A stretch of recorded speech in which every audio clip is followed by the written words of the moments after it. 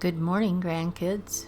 Today we are reading the second book in the Beggar King series. This is The Thief.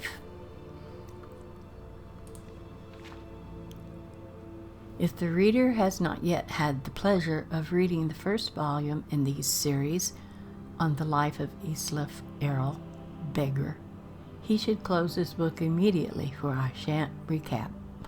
Well, we did read it. I will tell you this much, gentle reader.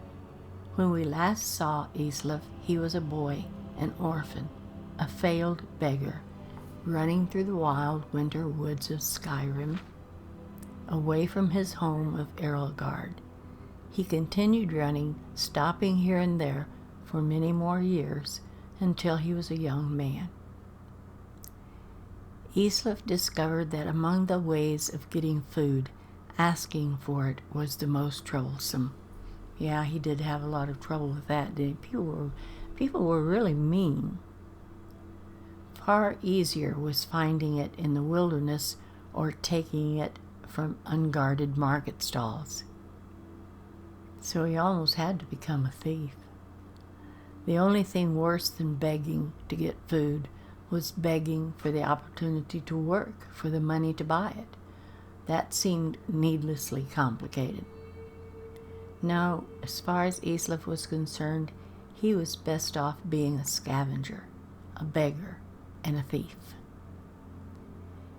He committed his first act of thievery shortly after leaving Erelgard, while in the southern woods of Temburkar, in the rugged land near Mount Jensen, just east of the village of Horbeld. Islif was starving, having not eaten anything but a rather scrawny raw squirrel in 4 days. And he smelled meat cooking and then found the smoke. A band of minstrel bards was making camp. He watched them from the bushes as they cooked and joked and flirted and sang. He could have asked them for some food, but so many others had refused him before. Instead, he rushed out, grabbed a piece of the meat from the fire, and wincing from the burn, scrambled up the nearest tree to devour it, while the bards stood under him and laughed. "What is your next move, thief?"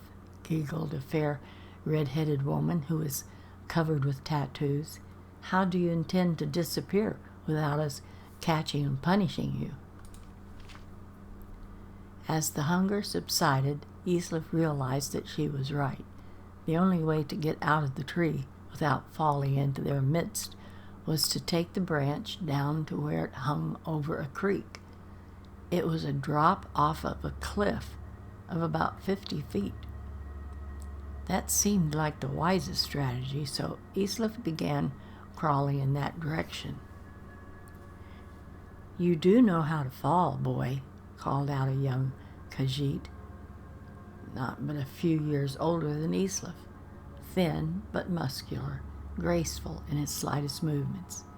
"If you don't, you should just climb down here and take what's coming to you.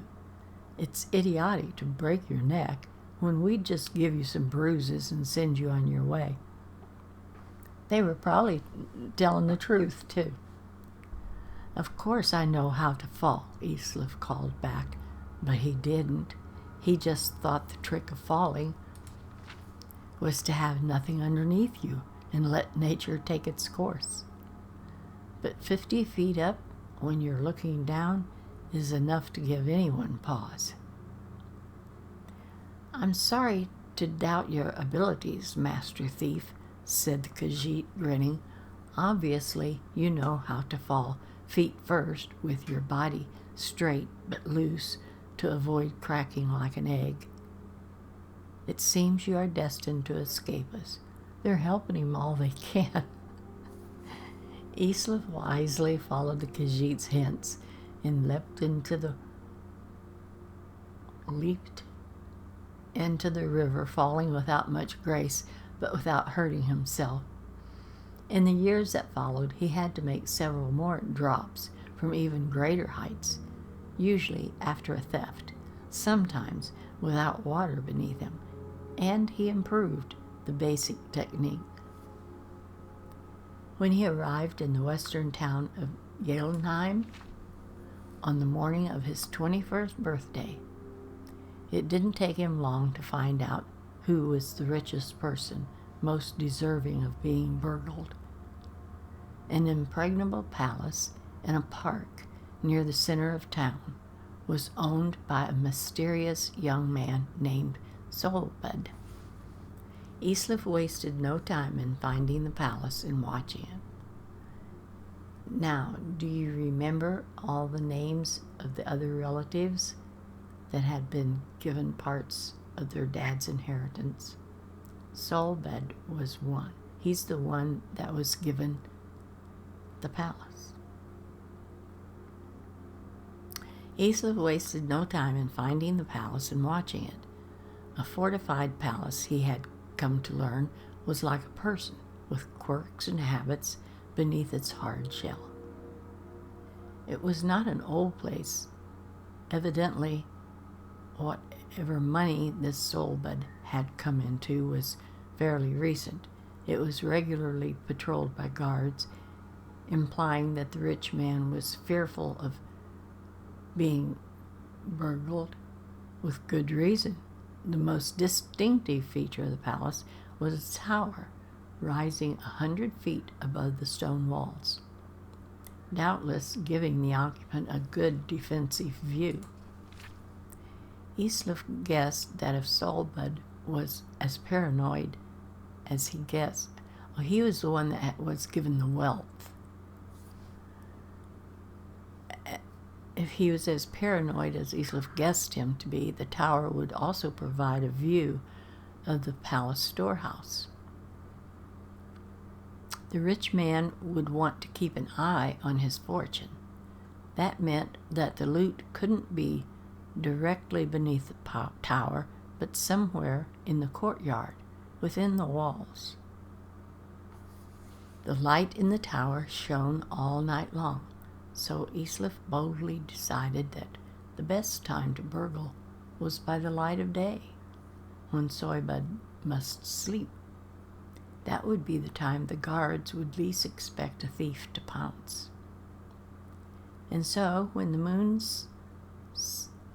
noon sun was shining over the palace, Islif quickly scaled the wall near the front gate and waited, hidden in the crenellations.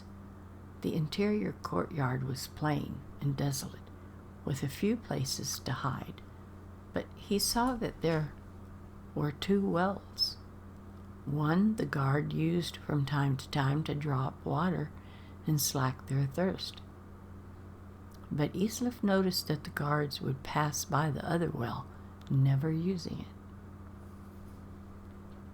He waited until the guards were distracted just for a second by the arrival of a merchant in a wagon bearing goods for the palace.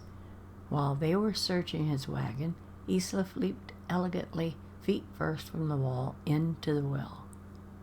Wow. That would have been a scary leap, off of the wall and over into the well.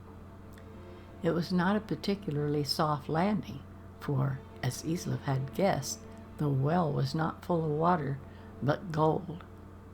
Still, he knew how to roll after a fall, and he didn't hurt himself.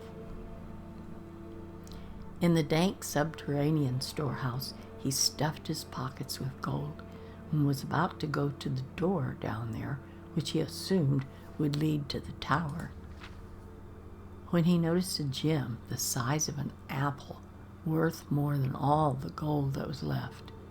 Islif found room for it down his pants. Seems like it would fall out.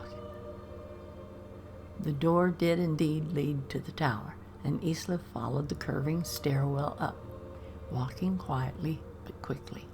At the top, he found the master of the palace's private quarters, ornate and cold, with invaluable artwork and decorative swords and shields on the walls.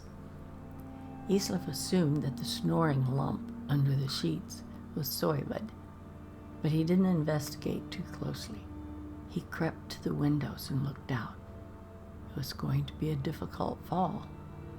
He needed to jump from the tower, past the walls, and hit the tree on the other side. Earlier it said that this palace with its tower was in the center of the city. How can he jump from it clear to the wall and over it? That sounds a little ridiculous. But he had to hit the tree on the other side. The tree branches would hurt, but they would break his fall, and there was a pile of hay that he had left under the tree to prevent further injury. So he'd prepared a little bit before he came in. Eslif was about to leap when the occupant of the room woke up with a start, yelling, "My gem!" Eslif had stared at him for a second, wide-eyed. They looked alike. Not surprising, since they were brothers. Eslif Errol's story is continued in the book, The Warrior. So here they are staring at each other wide-eyed because they look just alike. And they don't know that they're brothers. Kiribud might know that Eslif is his brother, but Eslif doesn't know that. So next Friday we'll read The Warrior. See what happens. Bye-bye, grandkids.